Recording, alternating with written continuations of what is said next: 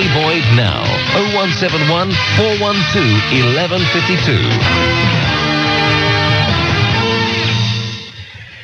1152. OK, we open the telephone lines now. The number is 0171 412 1152. Inviting you, LBC listeners, to comment on the news stories of the day. In many ways, the top story of the day is an anniversary story, because today is exactly 2 years to the day that we awoke on the Sunday morning to discover that Princess Diana was dead. If you spool back, you will remember what you were wearing, you will remember who you were with, you will remember the wallpaper on the room, you will remember whose voice it was on the radio, you'll remember what the television pictures looked like. I wonder if you'll remember the feelings, the range, the gamut of emotions which you had. Hardened, cynic that you may be, or vulnerable, caring, deep, rich soul that you are. You will have had a range of emotions. Any death, particularly the death of somebody who many people felt they knew better than even close members of their family. So open had her life become. So little secrecy was there surrounding her loves and her various ailments, her imperfections, her hopes and dreams and campaigns. It was somebody that you knew about. We were probably wrong to think we knew. Who knows our partners?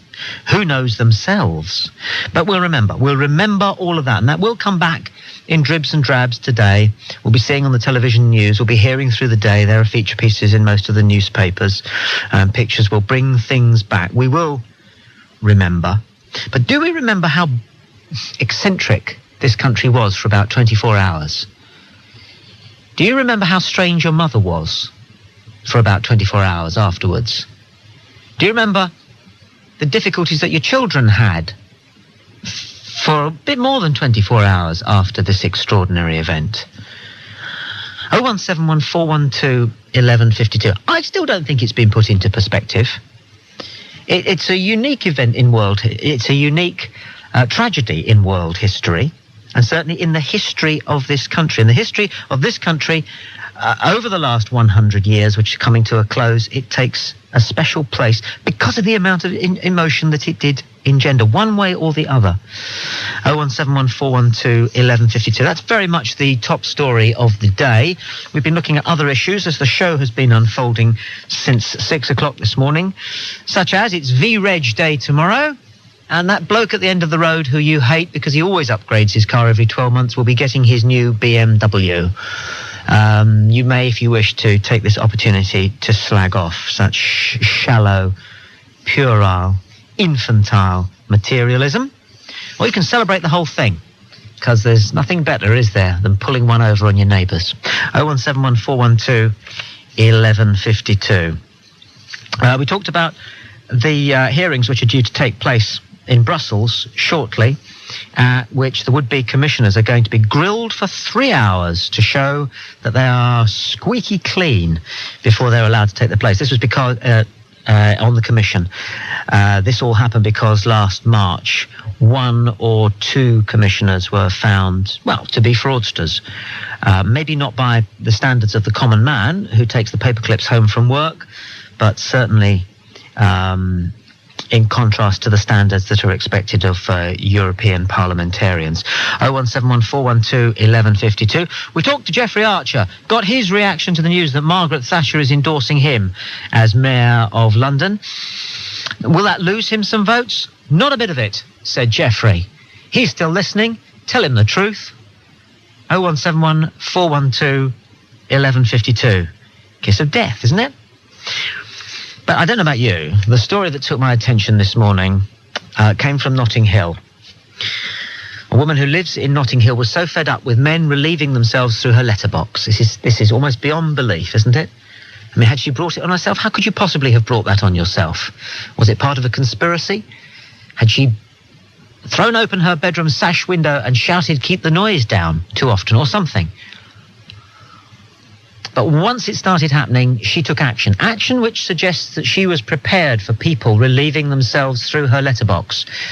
Her father is a farmer and he lent her a cattle prod. And she fired up the cattle prod and used it on the member of the man who was peeing through her letterbox during the Notting Hill Carnival yesterday. 0171 412 1152. Whilst I believe that an Englishman's home is his castle, whilst I don't have any great difficulty with farmers opening fire on burglars, I do think that this is a bridge too far. 0171 412 1152. Most of all, we'd quite like to hear from people who live in the Notting Hill area, who might like to take this opportunity to remind us that although the Notting Hill Carnival is a tremendous celebration, they basically have to put up with the biggest, longest, loudest, most inconsiderate bunch of neighbours of all time. It must be a nightmare if you live in Notting Hill and all you want is a quiet life for you and your budgie. What must the Notting Hill Carnival be like? If you want to have a moan about it, well, we'll be on your side. We'll take your side of things. That's fair. The number's 0171 412 1152.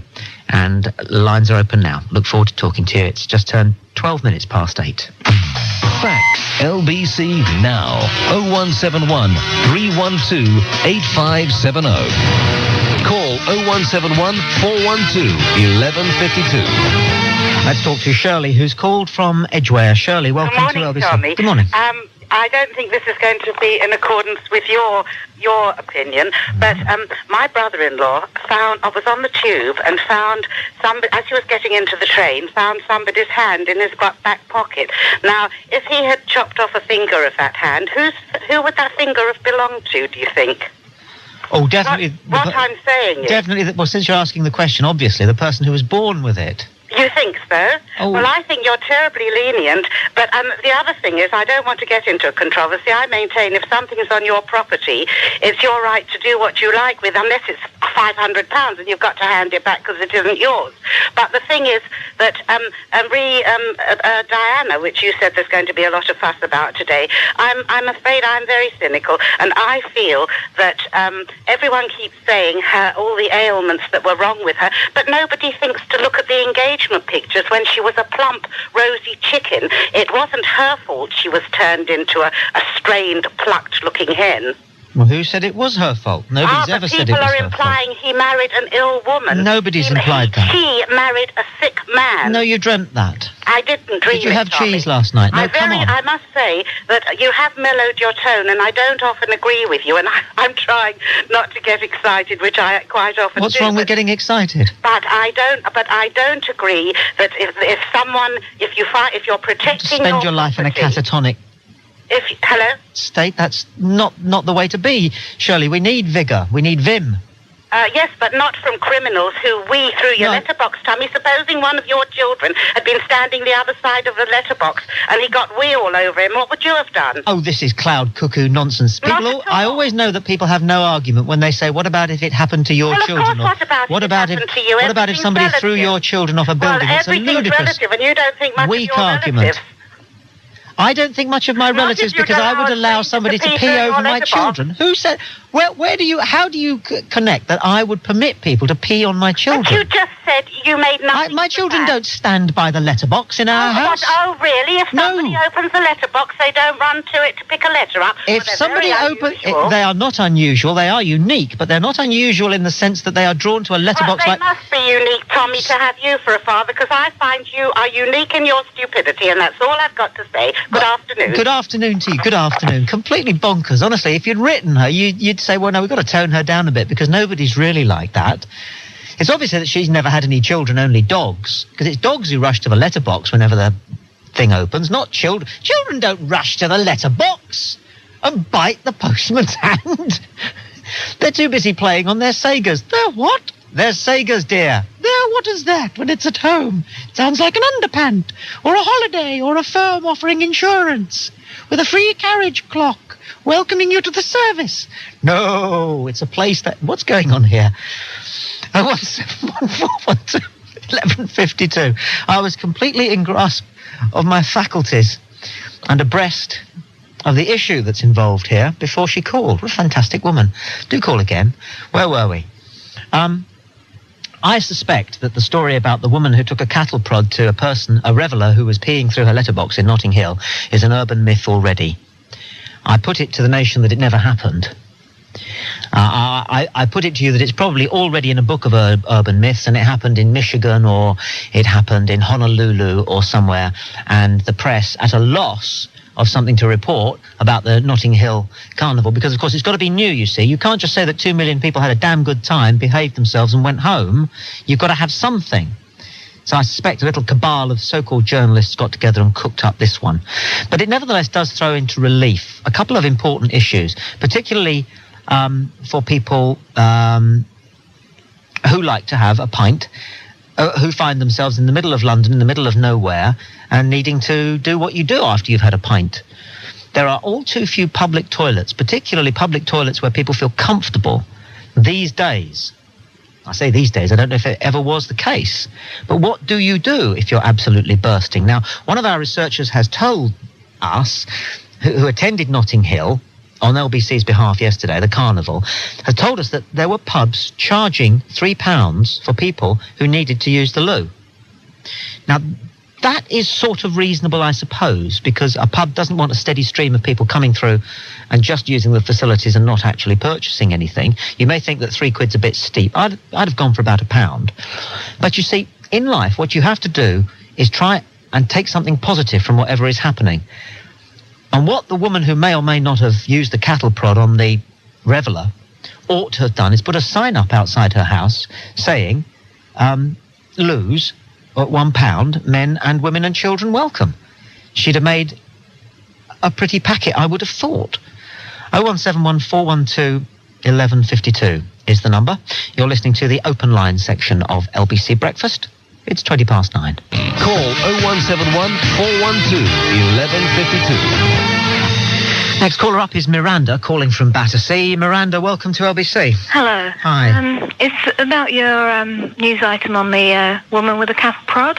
Yeah. I actually have two solutions to that one without, going against the law, as it were. Mm-hmm. I have one where I'll either pour a bucket of water over him from above, Mm-hmm. or I suppose you could rig up a tape recorder with a fairly ferocious dog, and I think that would cure the problem, because we've had a similar sort of problem in our area at the moment. Really? We've got little garages in front of our house, and the men that drink outside the local pub come and urinate.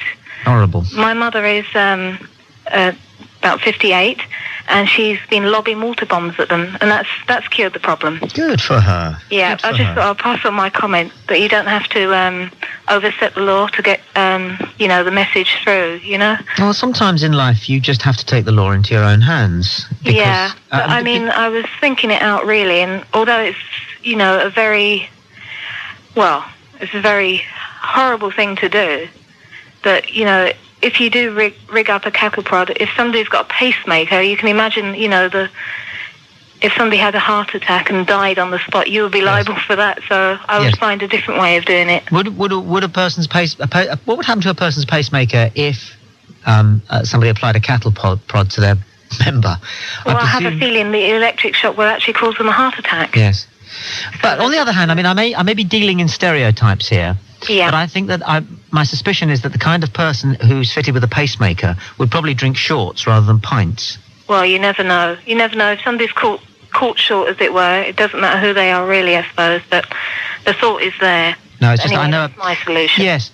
Yeah, very interesting. Okay, then. Yeah, thank you very much indeed for that, You're Miranda. welcome. Yeah. Bye. The problem would be solved if there were enough public loos. You go past building sites, and these days, sometimes even in the green and pleasant fields of England, and you see portaloos everywhere. They look like little telephone kiosks, about the same size, the old telephone kiosks, the red ones and the glass ones, and they're blue. And they're chemical loos. And they're great. They're fantastic. But you find yourself in Wapping High Street, or you just think about it. Think about it. You need to go to the loo. You're out shopping. What do? How many shops these days have a public loo? Can you nip into... If it's a crowded pub, you can nip... I've done it. We all do it. We nip in and out, and nobody notices because I often go in and pretend I'm looking for a friend. And you swivel your head around a lot, and then you duck into the loo once you've worked out where it is. Then you just charge out, rush out, hope you don't get stopped. Somebody saying, "Buy a pint, mate." But, you know, this is a natural bodily function. It's an important, crucial bodily function. And quite simply, there aren't enough public loos. Where's the nearest public loo to you where you live? I bet you don't know. And I bet if you do know, it's one that you'd probably rather not use, because sometimes you walk into public loos for whatever reason, and you do feel vulnerable for the first few seconds as you swing round to face the enamel from the ever-open door. It's something that ought to be thought about. And certainly the organisers of Notting Hill Carnival may like, next time round, apparently they're sitting down this morning to plan the next one. That's what an ongoing thing it is, to give some thought to the fact that it's going to be a warm day, people are going to drink, and then they're going to need to do what comes naturally. Anne's on the line from Notting Hill. Hello, Tommy. Hello, Anne. Yes, I live in Notting Hill in a block of flats on the 3rd floor, and people were coming along downstairs on the ground floor. Well, yeah, the ground floor. And there's a wall and a pathway, and they were climbing over the wall and relieving themselves against the wall from below me. And they were coming about every minute, and we sympathise with them, because yesterday I noticed when I went out, I didn't last year and the years before, I've seen portaloos around. I didn't see any yesterday. Really? Yeah.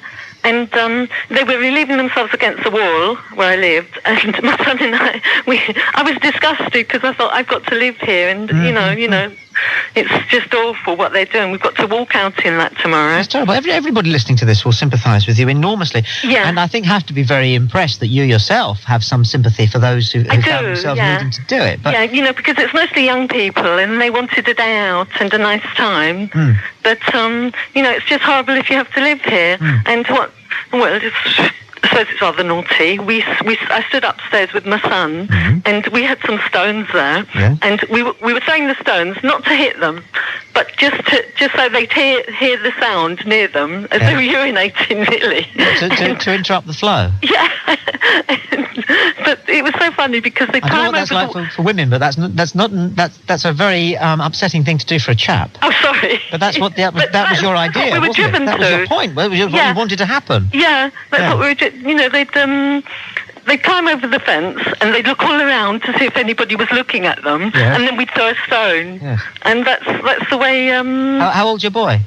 He's 9. He's 9. Yeah, and but he stopped me. I did it a few times, and he said, "Mummy, please don't do it." So I stopped.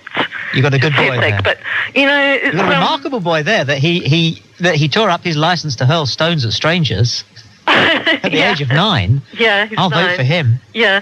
No, he said, "Mummy, don't do it." But it was just irresistible. I couldn't help myself. Well, I did it a few times. And thank you very much indeed for your call. Now, we're getting somewhere here, aren't we? Whether or not it's an urban myth that a woman took a cattle prod to somebody who was relieving themselves through her letterbox during the Notting Hill Carnival yesterday, that's 2 callers that we've had. Miranda from Battersea, and then it was Anne just then from Notting Hill, to say that it goes on in full view of their home, and they themselves have taken action. In the case of Miranda, her mother was throwing water bombs at the men, and Anne there and her 9-year-old son were taken to throwing stones in the vicinity of those who were relieving themselves. Now, what it means is quite simply that there aren't enough public loos at events, or generally speaking, across the capital. I mean, how many public loos are there per head of the population, for example? And you find yourself in the middle of nowhere. If there is middle of nowhere, say you're in Hounslow High Street, there's no one. There might be a public loo up by the bus station or down by the Bell, but point is, it's not signed. It's almost as though people think the signs are disgusting and shouldn't be there. And shops would say, well, we don't want a sign for a public loo outside our shop, so you've got to find it. 0171412 1152. Notting Hill Carnival's thrown up quite an interesting news issue. Douglas Cameron has the 9:30 news next on LBC Breakfast. Emma. Call Tommy Boyd now. 0171 412 1152. We've covered the range of news stories on the breakfast show so far this morning. Second anniversary of the death of Diana, Princess of Wales. We talked to ITN's royal correspondent Nicholas Owen. We talked to Esther Ranson of Childline about the increase in reported bullying amongst children up to the age of 11. We discussed dyslexia with a representative of the British Dyslexia Association. We talked to Dublin about the Irish peace process. And we spoke with Geoffrey Archer, Lord Archer, about his reaction to Baroness Thatcher's endorsement of his candidature for the Mayor of London.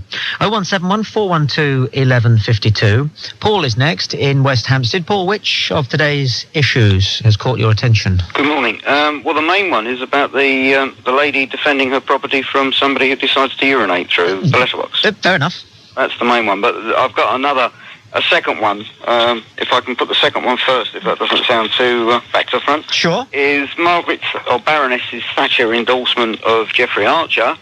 I shouldn't think he's at all pleased, if the truth be known, to be honest. I would have thought he would have been quite happy to have stood on his own merits without an endorsement from the lady who went completely against democracy when she abolished the nearest thing we had to a mayor, which was the GLC. It was a point I put to him, and he took it on board, but rather skirted round it a little bit. Any support is good support, I suppose, if you're serious about being mayor. But thanks for your observation. But the main point was about the cattle prod incident. Now, if it is an urban myth, there isn't anything I can say if it is an urban myth. If it isn't, I'd just like to say to the lady who actually took part in it, well done.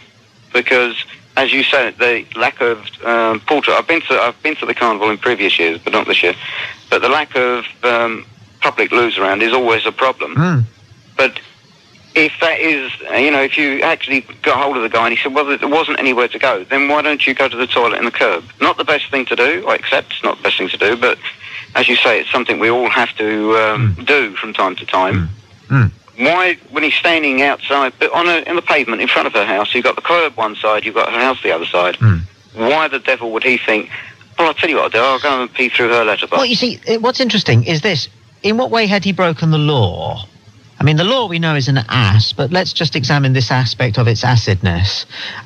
It may have been that the only crime he may have committed would be the crime of exposing himself if he were to do what you say would be a better alternative.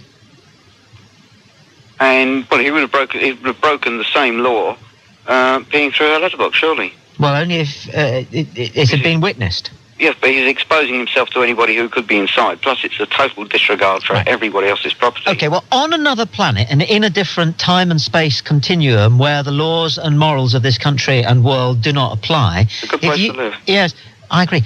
If you were to do this, wouldn't you ring the doorbell first? Well, if I was to that point, at the point where he was written off the curb option. Yes. I was at the point he was. Yes, I'd have rung the doorbell. And yes. I'm awfully sorry, but yes. Could I use your loo? Well, yes. Instead of just opening the letterbox. Maybe he was somehow hogtied by social circumstances to this little piece of the pavement. He rang the doorbell desperately to offer £5 for the use of the loo. Found that there was no one in, and was completely cornered.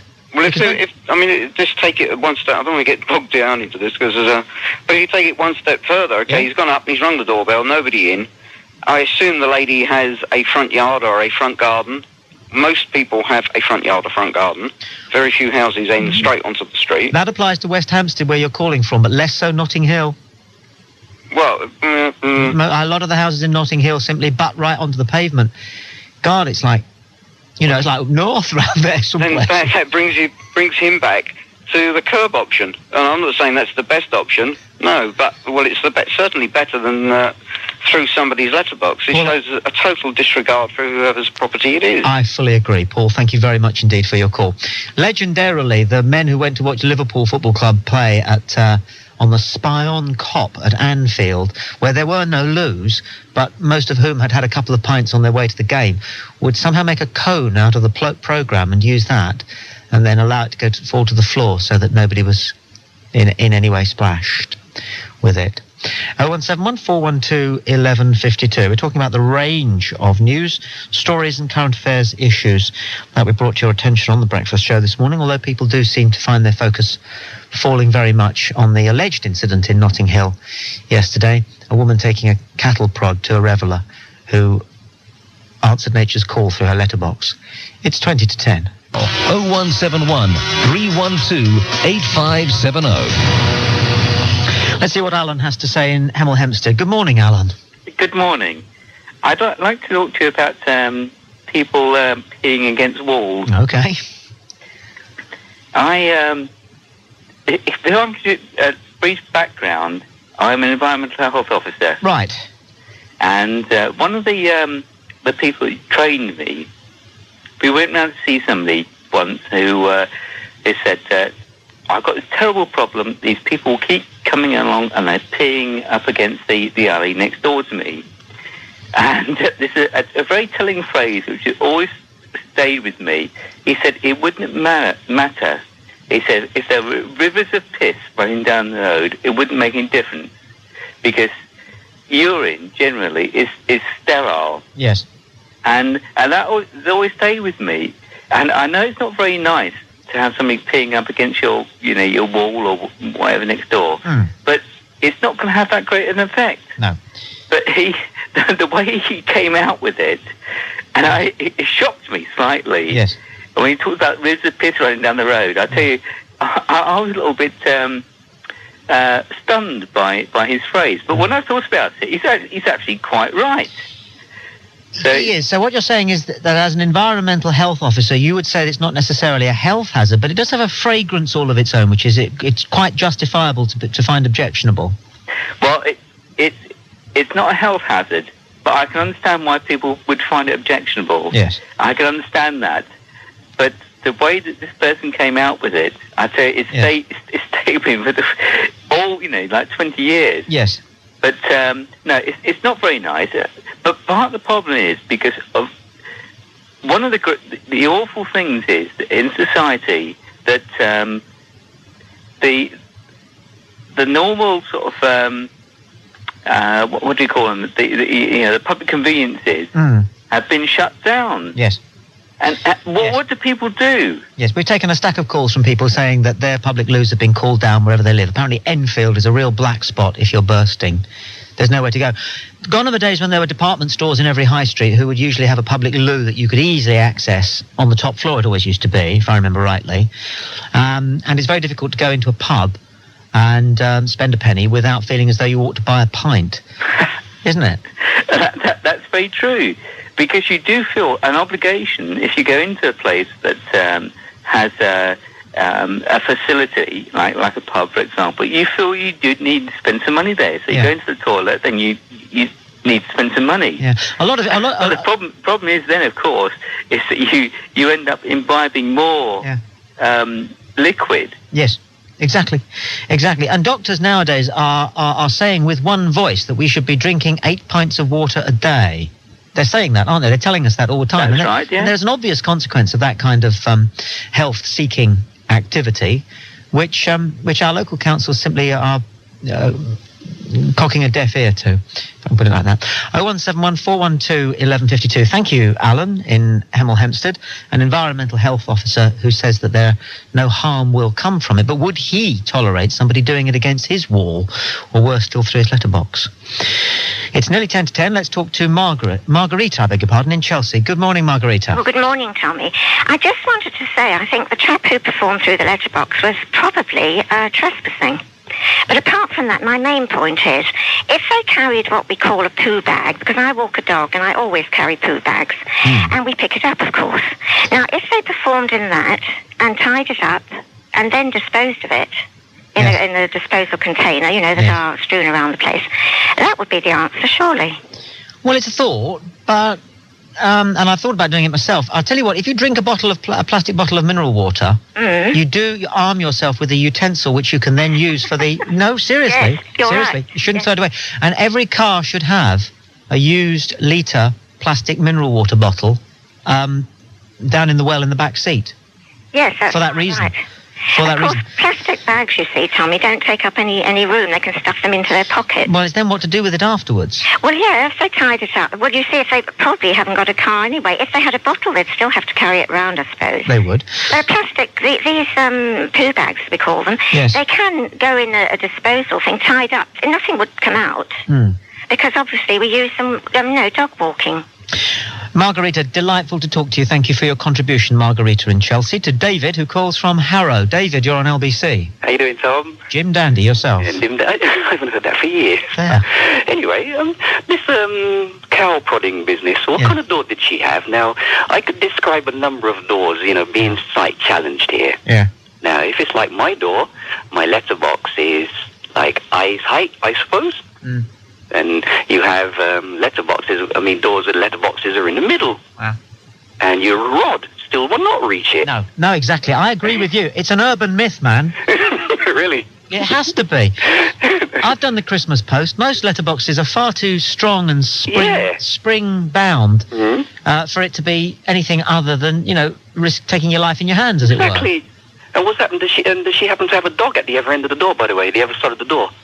No, dog would have definitely just a cattle prod. Now, what do we know about cattle prods? We were talking about this off air a few moments ago. Here, I mean, what kind of shock does a cattle prod deliver? I mean, is it just a kind of a zip? Oh, that tingled, or cattle prod anyhow. or does it throw you back against the far wall? In which case, we'd all know who the man allegedly is, because he'd be a casualty, or he'd be dead or something. Horribly dead. He would have gone into a crowd of people, wouldn't he? Well, exactly. With his rod hanging out. Exactly. It would have been like, look, is it a bird? Is it a plane? What's going on there? What's this? Whoosh! There. And he didn't even have time to change. So did you go to carnivals there? I didn't make it this year, did you? No. Somebody would have mugged me and stole my guide cane or something. Yes. Yeah. Yes. I've got all the new ones now. I've got all these roller balls at the bottom. Are you completely blind? I have about 5% vision left. But I enjoy life to the fullest. So you could have gone out during the eclipse and stared at the sun. Yeah, right. You weren't tempted to do that just to see whether anybody came up to you? Yeah, it's funny enough. And I said to my neighbour, I said, is anything happening there? She said, there's a, but you wouldn't really notice it because you've got retinitis pigmentosa, because the retinitis pigmentosa, you've got like the ones with the spots right in the middle of the eye. Yeah. And that's the reverse form of it. So they go through eclipses every day of their life. It's an important point. Some people do think that if you lose your sight or you lose your hearing or you lose a leg or something, you also lose your sense of humour. And you only have to see deaf people in the pub signing each other and then suddenly laughing silently, hugely, to realise that, of course, it's not the case. And I did feel for blind people during all that nonsensical hoo-ha about the eclipse. Because, let me tell you, as if you didn't know, you didn't miss anything. I didn't miss anything. No. I think the love of a good woman's great. That's more like it. Yeah, love of a good woman. I'll let you get back onto it then. Right. Go on, fella. What a nice man. Let's squeeze in Audrey, who's called from Bromley. Audrey, welcome to LBC. Hello, dear. Hello, dear. Who am I talking to? Well, my name happens to be Tommy, but I could be anybody you like for you. Oh, no. It's Sarah Morning. Get on with it. I'm just ringing to say that listening to you this morning about this carnival at Notting Hill. Yes. About the men peeing through letterboxes. Amen. Aye. We never had any of that in Bromley yesterday. You didn't? We had a gorgeous carnival. You had your own carnival in Bromley? Yes, it was fantastic. How very international. It ended up in Norman Park. Yes? With all the mayoress of Bromley were there. Marvellous. And all the bands, all the dance bands, and the army, and all the stalls. It was gorgeous. We didn't have any trouble at all. No. And in Bromley itself, we had the French market. A French market? French market. Which is? Well, your wines, cheeses. Oh, the produce of France? Yes. How very Bromley. Beautiful it was. Fantastic. 2 days running we had that. That was really gorgeous. Did the Women's Institute have a float? That I'm not sure about. No, probably. And all the floats were surrounding areas, like Beauty Queen of Sidcup. How is she? What does she look like? Very nice, but the one from Bromley was very nice, because it's the Bromley Nines, isn't it? Yes. That's our one. It is, yes. Yeah. So you think the Bromley woman was better than Miss Sidcup? I think so. I thought, well, they were all nice. The dresses were beautiful. Yes, all that gingham. Gingham? Isn't it? No. It's beautiful. Like a white satin with lace and they look terrific. Fantastic. They had a beautiful day. I just felt I had to ring and say, well, we never had no one peeing through our letterboxes. No. Almost as much colour and vigour as Notting Hill, but... I think it's better. But no miscreants. No. Lovely to talk to you, Ord. 017 412 1152. Let's find out what Steve Allen has in store for a show. It's nearly 5 to 10. 11:52 a.m. The Voice of London. Steve Allen is here. Good morning. Have a nice break yesterday. Do you know, for 3 days I did nothing. Fantastic. Isn't that great to come back in and people say, and how was your bank holiday? And I say, Yes. I did nothing. Yes. Nothing. Do you not, after a couple of days of doing nothing, by the middle of the third afternoon, You've lost the will to live. Have you? Yeah. Yes. Yeah. So what brings you in then? Sorry? Poverty. What? Sorry. Brings you in? What brings... Well... Poverty. Contract. Contract. Well, good to have you back, anyway. Bless you. We've been chewing over the... I'll get onto it once you've told us what you've got lined up for the next 3 hours. Oh, right. Apparently the most popular colour car that people are going to buy tomorrow when these V-regs come out is silver. Mm-hmm. So we'll talk about that. I know that the royal family are keeping a low profile on the anniversary of Diana's death, and there's still no memorial. I think public opinion might actually push them a little bit on this one. Yes. Certainly seems to be, with all the newspapers backing the idea of putting up some sort of memorial. We'll talk about why we treat the elderly so badly. We'll talk health matters at 11 with Dr. Rob Hicks and Sally Brown, and then we're off around Soho with Diane Burstein. Excellent. You're right. And you've about, been talking about... Well, you're right about silver cars. Yeah. I've noticed more and more that those big beefy ones with the big bottoms, do you know what I mean? The boots, the huge built-up boots. Right. They're usually European cars. Are they? That come shooting past you, say on Not the me, A40. they don't. Oh, but why Not you're being me. limoed in and out, aren't you? But they I've do had a tend to be silver silver. car. You're right about silver. Yes, Silver is I don't know definitely why people pick silver. Is it because it looks good in the showroom? It's not at all practical. It looks vaguely auspicious, doesn't it? Shows all the scratches. Yes. Yes. What colour car have you got? I know, because it's me. British Racing Green. Stop. I got sparkle green. Yeah. Yeah. You know this story that the police play snooker with, the traffic cops play snooker when they're booking cars for speeding. Do they? Yeah, you have to find a red car, book him, then you get, that's 1 point. Then you can book a car of any colour, but you can get a black one and book that. That's 7. Oh, right. You see. Silver doesn't count. wouldn't be booked. Oh, There's that's a small true. thought, but you don't I've never know. been stopped in my car either. Which is... They can't catch me. Starburst. No, sparkle green. Sparkle green. Sparkling Yeah. green. Lovely. Which is good. No, we were talking about what, as far as the listeners are concerned, seems to be the top story of the day, which is the woman who took a cattle prod that she borrowed from her farmer father to a man who was relieving himself through a letterbox at the carnival yesterday. I've never heard of people going through letterboxes. No. They've all been practising round here, ladies and gentlemen. Yes. Seeing who can stand on tippy-toe longest. Yes. I won. Somebody made a point about there not being a letterbox big enough. Look forward to your show after Douglas Cameron with the news. Don't forget to subscribe and like. Comment too if you wish. Even slap your legs and make a purchase from Ann Summers. But don't do nothing.